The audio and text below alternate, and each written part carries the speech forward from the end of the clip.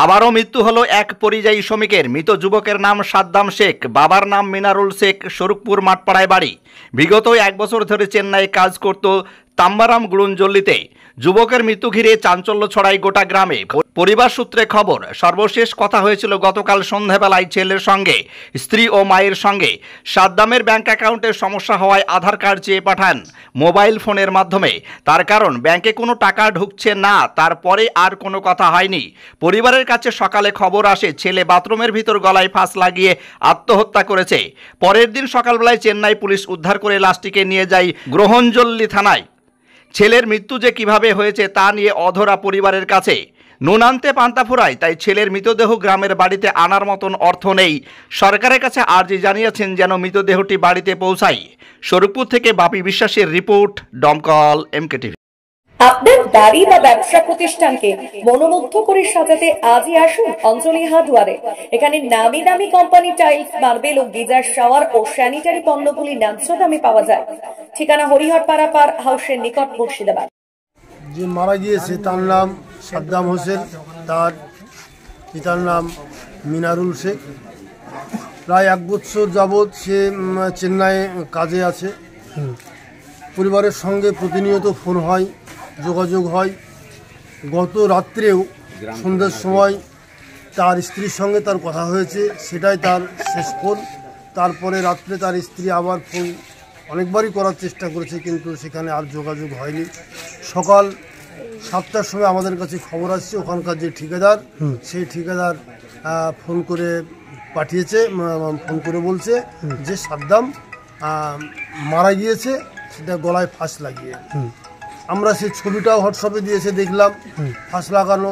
সে তার এর সঙ্গে ডিস্টেন্সটা খুব বেশি কিছু নয়, তার পাটা অলরেডি মাটিতে ঝুলছে। সে যদি সোজা হয়ে দাঁড়ায় তাহলে দেখা যাচ্ছে তার গলায় ফাঁসটা লাগার কথা নয়। এরকম একটা আমরা ছবিটা দেখলাম। এখন আদৌ সেখানে সে নিজে আত্মহত্যা করেছে না তাকে কোনো প্ররোচনায় তাকে আত্মহত্যা করানো হয়েছে বা তাকে মেরে ঝুলিয়ে রাখা হয়েছে, সেটা আমরা এখনও অধরাই। এখন পুলিশ তার লাশ তুলে নিয়ে গিয়েছে। পুলিশ ইনভেস্টিগেশন হওয়ার পরে তবেই আমরা জানতে পারবো যে সাদ্দাম অ্যাকচুয়ালি নিজে আত্মহত্যা করেছে না তাকে কেউ মেরে ঝুলিয়ে দিয়েছে, সেটা আমরা এখন অবধি জানি না। আমরা হয়তো প্রশাসনিকভাবে পরে হয়তো সেটা জানতে পারবো।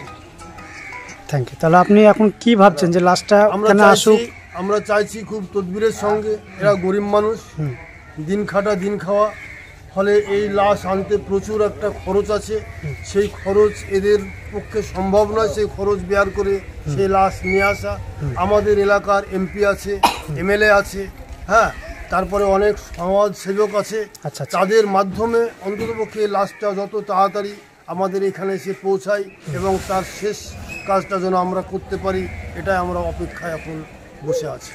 আপনার সকালে কথা হয়েছে, দিয়ে তারপরে আবার সন্ধ্যাবেলায় ফোন করেছিল, দিয়ে আধার কার্ডের ছবি নিয়েছে, দেওয়ার ফোন হয়নি। আমি কতবার ফোন করেছি, একবারও ফোন ধরেনি। একবার ধরেছিল, দিয়ে কেটে দিয়েছে, আবার দেখুন আর করেনি। দিয়ে আমি ফোন দিয়ে শুয়ে পড়েছি। ওটা তোমার কে হচ্ছে? আমার স্বামী। তোমার নাম? মেহরুন্নিসা। কে হচ্ছেন? আপনার সঙ্গে লাস্ট কখন কথা হয়েছে? আমার সঙ্গেও কালকে সন্ধ্যের সময় কথা হয়েছে। ও পাশের বাড়িতে রুটি করতে গেছিল, আমি নামাজ পড়ছি। ছেলে আমার 6-7বার ফোন করেছে, দিয়ে বলছে মা আধার কার্ডটা জেরক্সটা পাঠিয়ে দাও। আমি বলছি আমি তো বাবু জানি না, তাহলে মেহরুনকে দাও। তো কেন বাবু অ্যাকাউন্টে টাকা ঢুকছে না। আজ মা টাকা পেয়েছি, আমার অ্যাকাউন্টে কি গন্ডগোল হয়ে গেছে, টাকা ঢুকছে না। আমার আধার কার্ডটা পাঠিয়ে দেবো, হয়তো আমি যাই করে টাকা গেলে ঢুকিয়ে দেবো। এটা তো জানছি মনে যাবে, তাই টাকা দরকার হবে।